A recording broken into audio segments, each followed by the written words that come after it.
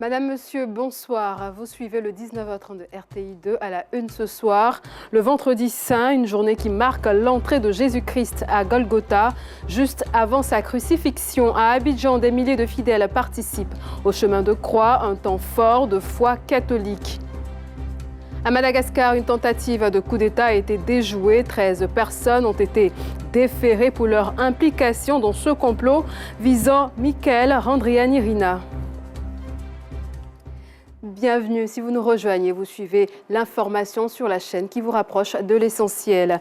À Abidjan, des milliers de fidèles catholiques ont pris part au chemin de croix, une marche de foi marquée par la pénitence, les chants et le port de la croix pour revivre la passion du Christ, mais aussi une marche de dévotion intense où la foi est mise au défi que nous propose de voir Assitan Diarra, Youssouf Diarra-Souba et Mariam Diallo.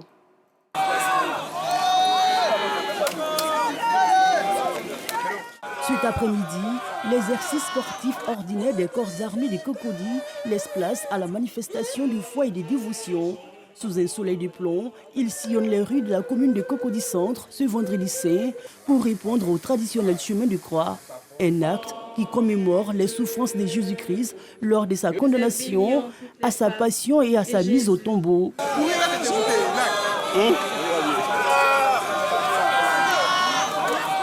Dans la commune de Koumassi, les fidèles catholiques du quartier d'Ivo ne sont pas restés en marge de cette commémoration. Règne et régnera pour l'éternité. Oui, Christ règne toujours. Ce grand chemin de croix le vendredi saint, où le jeûne est obligatoire, voilà, nous permet de nous rappeler de la passion, de la crucifixion et de la mort de Jésus-Christ sur la croix pour le salut de l'humanité. Et à travers ce grand chemin de la croix, c'est aussi pour nous souvenir que le Christ est mort à la croix pour nous. Et Dieu nous l'a donné en sacrifice, en signe de la manifestation de son amour. Un grand temps pour l'Église et pour tous les chrétiens catholiques. C'est un moment de jeûne obligatoire. Nous retraçons un peu ce que Christ a vécu dans le temps passé. Donc c'est une grande joie. Et à travers ce canal, je tiens à dire vraiment un grand merci à tous les acteurs. Et puis grand merci à mon curé. Après plus d'une heure de prière et de recueillement, le chemin de croix s'achève dans les rues et églises d'Abidjan. Mais la marche spirituelle, elle, ne fait que commencer. Avant le chemin de croix, hier, des centaines de fidèles se sont rassemblés pour perpétuer le geste biblique du lavement des pieds. Symbole de service et de pardon, ce rite du jeudi saint se veut être un moment de dépouillement spirituel intense. Direction la basilique Notre-Dame de la Paix de Yamoussoukro en compagnie de Yafolo de Zahana. Ambiance de recueillement et de ferveur en ce tridome pascal à la basilique Notre-Dame de la Paix de Yamoussoukro. Des centaines de fidèles catholiques ont pris d'assaut le plus grand édifice chrétien du monde pour la messe de la scène qui marque le début des 3 jours qui précèdent la résurrection du Christ. Au cœur de cette célébration, le lavement des pieds comme Jésus l'a fait pour ses disciples avant la scène pour montrer l'exemple de l'humilité. Un geste profond et de service qui rappelle que pour les chrétiens, être grand, c'est servir les autres. Et Christ a donné ce symbole fort-là en disant que celui qui veut être le chef, le patron, qui veut diriger, est celui qui doit être au service des autres. C'est celui qui doit se mettre en bas, qui doit se rabaisser, car c'est en se rabaissant que Dieu l'élève. Pour moi, ce moment représente un geste d'humilité. Cette année encore, l'émotion était palpable sous le dôme de la basilique. Des fidèles venus de toutes les régions, entre prières et recueillements, ils ont montré leur foi pour Jésus. Comme notre Maître, le Seigneur Jésus-Christ, qui nous montre l'exemple où chacun de nous doit apprendre à servir son frère, à servir sa sœur. Le plus faible doit aider le plus fort doit aider le plus faible. C'est un mémorial qui nous laisse, c'est un souvenir, c'est un héritage. À chacun de nous de le perpétuer dans son milieu de vie. Fin de la célébration de l'Eucharistie. Les fidèles y sont invités à prier dans l'attente de la Passion de Christ ce vendredi saint. Pâques, cette fête qui marque la résurrection de Jésus-Christ est dans 3 jours. Et dans la région de l'Abagoué, précisément dans le village de Diamakani, les populations se préparent à célébrer dans la pure tradition sénoufo. Suivons cet élément qui retrace le processus des préparatifs de la célébration de Pâques à Diamakani, initié par l'association des jeunes de la région. Ami Traoré, Gilles Tonien, Basile Kwasi et Tanou Mamadou. Yopougon Karti Wasekara. Ici, les membres de l'AJIDA, association des jeunes ressortissants de Diamakani, sont en conclave. Ils préparent les festivités de Pâques dans leur village de cœur. Le 31 mars, c'est le grand jour du départ, lieu de rassemblement, le siège de l'AJIDA. Les premiers voyageurs sont déjà sur place. Après 22 heures, c'est le top départ. Les 3 quarts prévus pour le périple mettent les moteurs en marche. Destination Diamakani, à 15 km du département de Tengrela, dans la région de l'Abagoué. Dans les cars, les voyageurs sont en extase.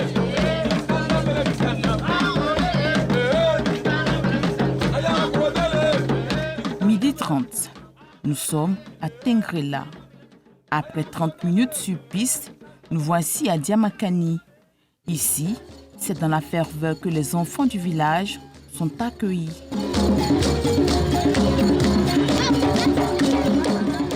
En pays sénoufo, précisément au nord, cette période tombe si les travaux champions sont terminés. Les cotons sont déjà vendus en acade en cours. Donc les parents ont un peu de moyens. Depuis lors, pendant cette période que les parents choisissent pour faire les funérailles de nos défunts. Donc nous jeunes, nous avons constaté que c'est une période propice pour les rassemblements. Avant, on venait pour nos festivités pendant le mois d'août. Mais en août, on connaît qu'il pleut beaucoup, il y a les travaux champêtres, ils vont en champ. Et quand on vient comme ça, ce n'est pas pour la fête de Pâques, en tant que fête chrétienne, Pâques, ce n'est pas ça. C'est juste la période choisie pour faire les activités de la jeunesse. Après les accolades, place aux civilités chez le chef du village de Diamakani. En venant chez le chef du village, on vient le trouver avec sa notabilité rassemblée pour leur prouver que nous sommes venus pour la cause de tout le monde et pas pour une seule personne. Le retour à Diamakani est acté. Chacun regagne son domicile avec pour mot d'ordre la planification et la réussite des festivités de Pâques dans la localité. Depuis 4 ans, les populations de Ziondrou, dans le département de Fakobli, célèbrent également Pakinou, une tradition importée du peuple baoulé qui transforme positivement le quotidien des populations. Mais pour ce rendez-vous 2026, le voyage vers Ziondrou en convoi reste semé de nombreuses difficultés. Notre équipe de reportage vous fait vivre le parcours des festivaliers sur ce tronçon long de 581 km d'Abidjan jusqu'à Ziondrou. Théodore Zouzou et Sojama. Stade Gessi Jackson dans la commune de Yopougon. Des ressortissants de Ziondrou dans la sous-préfecture de Tieni-Siabli ont opté pour un convoi pour se rendre dans leur village. Ils sont là depuis 5h30 du matin.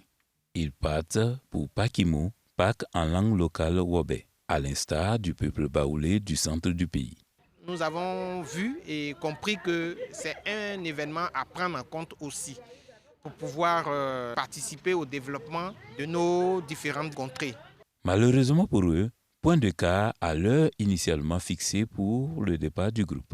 Depuis ce que nous sommes là, en train d'attendre le quart, nous attendons depuis parce que le nombre est insuffisant. Le quart de 70 plats, nous ne valons pas le nombre de 70. Donc les chauffeurs ont dit de patienter un peu, mais on n'est pas découragés. L'apparence vétuste du minicar qui vient d'arriver suscite la grogne de certains voyageurs. Les autres préfèrent célébrer un anniversaire.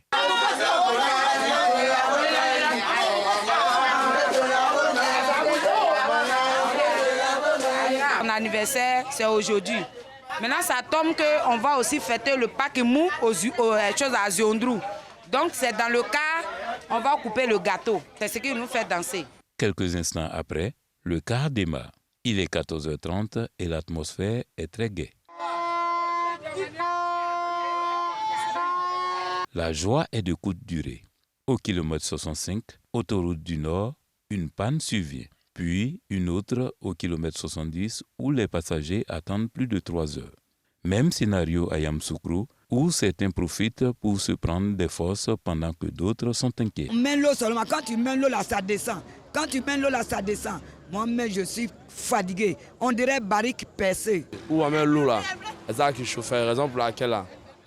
Qui a trouvé cette panne, on a fait là, on essaie de faire un effort quoi. Pour venir, on a mis l'eau dedans, on a mis la compétence l'eau, mais ça nous a envoyé jusqu'à Yamoussoukro. Maintenant, on a décidé de garer un peu. Se reposer maintenant, en fonction de ça maintenant, on voit ce qui se passe. La situation empire avec des crevaisons à Boisflé, ce qui oblige les Pakimou d'Ignon à passer la nuit à la Belle Étoile peu avant Bonon. Ce n'est qu'à 12 heures le lendemain qu'un nouveau cas leur est affecté. 15 heures, c'est la délivrance. Les fêtards arrivent sur leur terre natale, Ziondrou. Ces feuilles-là, c'est signe de bénédiction. Ça veut dire que la fatigue qu'on a consentie dans le cas pendant 2 jours, ces feuilles nous permettent de nous rafraîchir, de donner la paix et la joie. C'est les parents qui ont coupé pour nous donner les bénédictions. Nous nous sentons très bien, même si nous sommes fatigués, mais nous sommes là pour une cause. Pour la fête de Pâques, en pays ouest, surtout à Ziondrou. Quand nous venons, nous parlons développement, nous parlons social. Nous parlons tout ce qui concerne en tout cas la vie de ce village-là. C'est quelque chose que nous avons pensé et que nous vivons chaque année. Au-delà des festivités, la consolidation de la cohésion et la fraternité sont au cœur de ces retrouvailles qui drainent du monde. Toujours dans l'effervescence de la célébration de Pâques, les autorités appellent à la prudence. Éviter au maximum les accidents de la circulation et autres incidents. C'est le défi que la région du Bélier entend relever. Son premier responsable, lors d'une conférence de presse, invite les populations à faire preuve de vigilance sur les routes. Le reportage de Gervais Kouassi de la station régionale de RTI Bouaké. Les campements, villages, sous-préfecture et département du Grand Centre connaissent en ce moment une effervescence particulière. Vous l'avez certainement deviné, la raison, la célébration du Pakinou. Les mouvements sont denses sur les routes et dans les marchés. Occasion pour les autorités locales d'inviter à la prudence. Comme chaque année, Pakinou, moment de retrouvailles, est le lieu de la célébration de la fraternité, de la cohésion, de l'entente et de l'unité. Pakinou continue de prendre tout son sens, car en plus des retrouvailles, Pakinou est devenu le moment privilégié pour parler du développement de nos villages. C'est pourquoi, à cet instant solennel, je me tourne vers les mutuelles de développement pour leur adresser mes vives félicitations pour le travail colossal qu'elles abattent auprès de nos parents pour maintenir la cohésion et assurer le développement des villages. Cette période est une période de grand déplacement. Je voudrais appeler toutes les populations à une grande prudence sur les routes. Évitons la vitesse sur nos routes, évitons d'endeuiller nos familles, allons trouver nos parents dans la joie et retournons dans la joie. Comme on le dit en baoulé, Benatia Belgiou. Sur la route de la célébration de la résurrection de notre Seigneur Jésus-Christ, j'invite toutes nos populations à la culture de la paix, gage de tout développement, et soyons des artisans de paix. Pakinou Oyofé, c'est la célèbre phrase qu'on peut entendre dans les départements du Nzi, de l'Ifou, du Bélier et du Béquin, voire au-delà. Un tout autre sujet à présent. Le mercredi 1er avril 2026, au quartier Anador, dans la commune d'Abobo, un établissement scolaire privé a organisé sa traditionnelle journée carrière. À ce rendez-vous qui sert de repère aux élèves a suscité l'intérêt des enseignants et aussi celui des parents d'élèves. Le commentaire de Georges Atido Fofana. Pour mieux réussir son cursus scolaire, il faut avoir les informations utiles pour une bonne orientation dans les différentes disciplines et filières d'enseignement. Pour ce faire, une journée carrière est organisée par les responsables d'un groupe scolaire privé des communes d'Abobo et de Yopougon. On peut avoir une mauvaise orientation après le CEP, on peut être mal orienté après la seconde, mais après le baccalauréat, on n'a pas toujours la chance vraiment de rattraper ce qu'on a raté. Et donc, nous leur avons demandé de profiter vraiment de cette journée-là Cette rencontre d'échange est une opportunité pour les élèves de bien s'orienter afin d'aborder une carrière professionnelle garantie. C'est une très bonne initiative parce que ceux qui n'avaient pas de choix de filière avant, ça leur permet de bien s'orienter et savoir dans quelle école ils voudraient aller. Pour moi, elle doit être encouragée. Elle doit être faite chaque année dans chaque école. Après l'examen, je pense que c'est l'orientation. Ils vont chercher à s'orienter, aller dans les universités. Et je pense que l'occasion est bonne pour qu'ils puissent s'orienter valablement. Les journées carrières constituent une plateforme d'échange et de dialogue entre apprenants, structures de formation, entreprises et professionnels du monde du travail. Elles visent à éclairer le choix d'orientation, à susciter des vocations et à rapprocher l'école du monde professionnel. La plateforme interconfessionnelle des femmes en Côte d'Ivoire entend apporter une contribution constructive à la consolidation de la paix. Le week-end dernier, à Adjamé, lors de l'investiture de sa nouvelle présidente, elle a réaffirmé sa volonté d'intensifier les actions de sensibilisation en faveur d'un avenir prospère et apaisé. Le récit de Georgette Ido Fofana.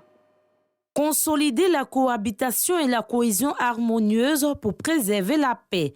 Tel est le défi que la Junte féminine musulmane et chrétienne, unie au sein de la plateforme interconfessionnelle des femmes en Côte d'Ivoire, entend relever pour le bonheur des citoyens ivoiriens.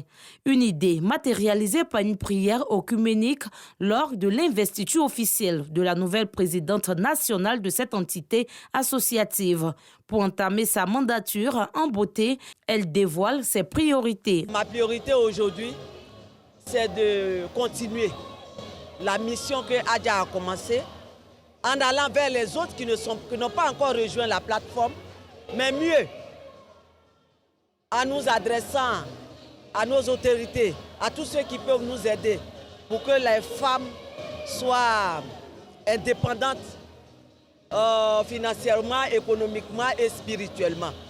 Nous allons organiser des moments de prière pour la nation, pour nos guides, pour nos enfants, pour nos maris. Cette tribune a été une opportunité pour Adja Mariam Fofana, présidente sortante, de livrer ses conseils. Une initiative encouragée par la marraine. Je vous demande que nous puissions saisir l'opportunité de montrer la valeur intrinsèque de la femme. Nous pouvons faire bouger la nation, bouger la paix de la nation, bouger la cohésion sociale. Mon conseil que j'ai donné tout de suite à la présidente, nouvelle présidente, vraiment c'est d'être droite. De ne pas avantager sa structure seulement. Cette plateforme interconfessionnelle des femmes musulmanes et chrétiennes se veut également un cadre favorisant l'autonomisation de la femme. Parlons culture. Le Djegele Festival continue d'émerveiller son public avec la compétition internationale du balafon. 4 groupes musicaux ont séduit dans la soirée du jeudi de nombreux mélomanes mobilisés pour l'occasion. Malika Koulibaly, Traoré Yakouba et Seydou Ouattara nous partagent ces instants musicaux. Un concert haut en couleur, marqué par la prestation d'artistes venus de plusieurs pays de la sous-région. Sur scène, le Wakilu du Sénégal, le Niné de Dembasso, le groupe KBL de Côte d'Ivoire, ainsi que l'artiste malienne Doussou Barayoko.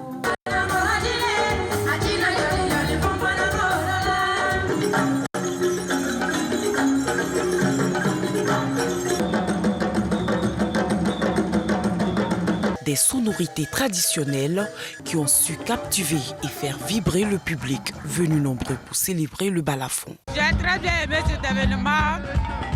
Je remercie M. Kone Dodo d'avoir eu cette idée. Le Djegele Festival fait vivre Bouniali chaque année. Ça nous amène à voir d'autres artistes que nous voyons à la télé, on va en live. Donc vraiment, je pense que ça nous apporte beaucoup de choses. Nous sommes vraiment contents. J'ai aimé le concert, en tout cas c'était intéressant. On souhaite que ça se reproduise chaque fois. Entre rythme entraînant et communion avec le public, cette soirée confirme l'importance du balafon dans le patrimoine culturel africain. Quand j'étais petit, j'ai appris à jouer avec mon père. Mais chez nous aussi, il y a les balafons sénouveau, il y a le balafon chamou, il y a le balafon touchant. C'est le balafon mandingue. Bon, dans ça, tu peux jouer avec beaucoup de styles, des genres afro, les blues, tu peux jouer ça avec ça. Tu peux jouer ça aussi avec les groupes de jazz, les afro. Tu peux faire toutes les notes avec les balafons mandingues. Le Djegile Festival se poursuit ce vendredi soir à Boundiali avec d'autres artistes annoncés sur scène.